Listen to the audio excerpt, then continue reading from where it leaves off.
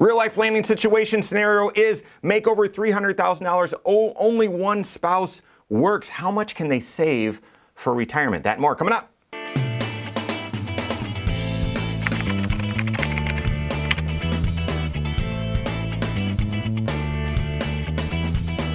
My name's Mike Bernard. I'm the host of The Wise Money Show. I'm also one of the certified financial planners right here at Korhorn Financial Group. Make sure you hit that subscribe button, turn on notifications, and smash that thumbs up button. Do you know how much you need to be saving to be on track with your retirement goals? And oftentimes we look at that 5-factor retirement plan because it depends. The answer is interdependent on other choices, when you want to be done. Okay, how much you plan on spending or think you're going to spend in retirement, and not just on your normal monthly expenses, but things like health insurance as well, taxes and one-time expenses.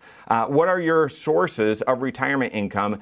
Then how much do you already have saved up, and how much do you think you can save up for retirement? And then how much risk are you comfortable taking with those investments, both now as you're climbing and accumulating, but also in retirement? How might that shift? And so the answer is interrelated, but you're going to find out in that process, here's how much you need to be saving. Then the question is, well, can you afford to save a little bit more than that so that you've got more flexibility? Or are there other priorities in your financial life where it's best for you to just save at that amount and then monitor progress and make sure that number doesn't shift? That's the clarity you need. Your CFP can help you with that. But real life planning situation, one of the things that I love is, we do comprehensive financial planning for well over 1,000 families, and so occasionally there are great cases that we get to work through, and I change some of the details so that everything's confidential, but apply some of the approach right here for you to glean and apply in your financial situation. So married couple, no kids, one income household, okay? So he makes about $300,000, a little bit more than that, and she's not working right now. How much can they save for retirement? Well, first is the 401k. He's got a 401k available to him at work, and in their situation, they're in their early 30s, and so he can contribute the maximum, which is $23,000 for 2024. Now, that's $23,000 for him, and that does not include the company match. So he gets a company match. I believe it's 4% of his income, and so that $23,000 though is his contribution, what they can contribute, and irregardless of what the company matches. So as his income goes up, that does not change. There's no income threshold or limitation on your 401k contributions if you have a safe harbor 401k plan. If your 401k plan is not safe harbor, then there's going to be some discrimination testing, and you could be limited on, and be forced to contribute less than that $23,000, something that is approximately 2% above the average 401k contribution of non-highly comped individuals. I know that sounds like a bunch of drabble, but those are, most plans now have shifted to safe harbor 401ks, and that $23,000, that's the limit. So that's a start, but if you're doing the math here and you're thinking, well, I know you guys often say saving about 15% towards retirement. Well, $23,000 on $300,000 of income, that's not even 10%. So what other options are there?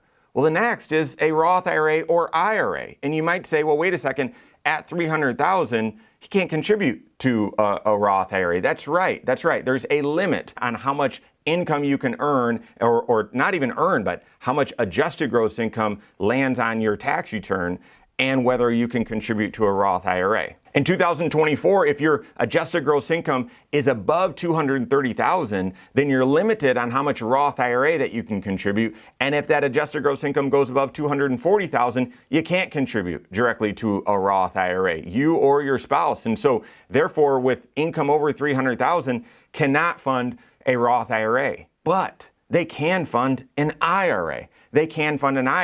It's just with their income level, they're not able to deduct their contribution. That's fine. Most people do when they fund an IRA, they are deducting it. This would be contributing to an IRA, your same IRA, but after tax. So if you already have an IRA, you've got to track your cost basis. And you might say, well, why in the world would you fund an IRA if you don't get to deduct it? Well, the growth on that IRA, and like I said, they're in their 30s, the growth on that is all tax sheltered.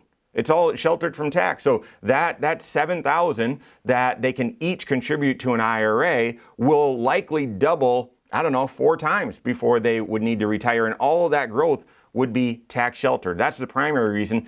But the secondary reason is possibly this opens the door for a backdoor Roth IRA contribution. In their situation, he does have an old IRA, and so he's already got some pre-tax dollars in there. And so contributing to his IRA, he'd then have a blend of pre-tax and after-tax, and you're not able to just take the after-tax dollars and convert it to the Roth. You could do something where those dollars get moved into the 401k and then the after-tax dollars get moved to the Roth. Work with your CFP on that. But in this situation, she does not have an IRA already. So when she contributes to her IRA, $7,000, it's all after tax. And then step 2, we can then convert that to her Roth and via a backdoor Roth contribution. So even though income's above $300,000, so above the limits to contributing to a Roth or being able to deduct an IRA contribution, they can each contribute $7,000 to an IRA, moving their grand total up to $37,000 on this $300,000 of income. That's a much better percentage.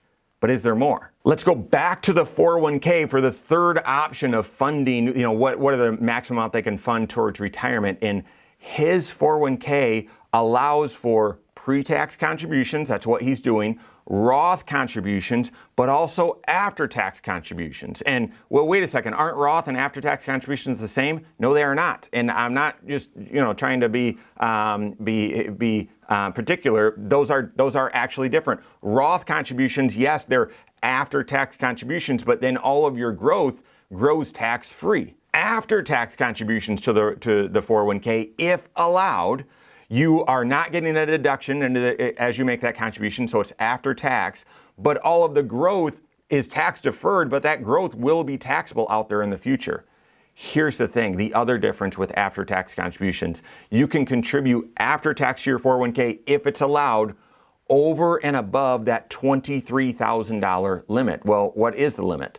Well, you got to do that discrimination testing, top-heavy testing again, but the overall limit is $69,000 total that can go into your defined contribution retirement plan. That's in 2024. $69,000 total between your contribution, the $23,000 you already did, your company match, whatever that number is, and your after-tax contribution. Therefore, in his situation, we can calculate, all right, on your income, what will your company match be? And we won't know those numbers exactly because some of his income is variable. So we're going to have to, be aware of that. Do the math to say, all right, what's the difference then? What's the difference between the $23,000 you're already going to contribute pre-tax plus the amount of company match you're getting, and subtract that from $69,000 to say, here's how much extra, here's how much more you can contribute to your 401k after tax, and we're going to set that up. That's going to allow them to save well above the 15%. That might be the standard or the norm, but they have an aggressive retirement goal, and they keep their finances very manageable, live well within their means, and so they want to fund as much as they possibly can. So this allows them to fund a significant amount. Now the math is, the $37,000 plus around another $30-some thousand. So over $60,000 that they're able to contribute to retirement in tax sheltered accounts. By the way, that after-tax contribution to the 401k called a mega backdoor Roth, because you can then take those after-tax dollars and convert them to the Roth side of your 401k or over to your Roth IRA if you want to get diversification in your investment. So those are some advanced planning strategies, both the after-tax IRA and backdoor Roth, the mega backdoor Roth IRA. Those are more advanced tax strategies. Don't apply to everyone or certainly to every situation, but work with your CFP, see if they apply to you. If you don't have a CFP on your team, you can contact one on my team. Find us online, Korhorn.com. That's Korhorn with K, wisemoneyshow.com. You can find us there as well, or give us a call, 574-247-5898. All right, there you have it. Go on and take your next wise step in your financial life.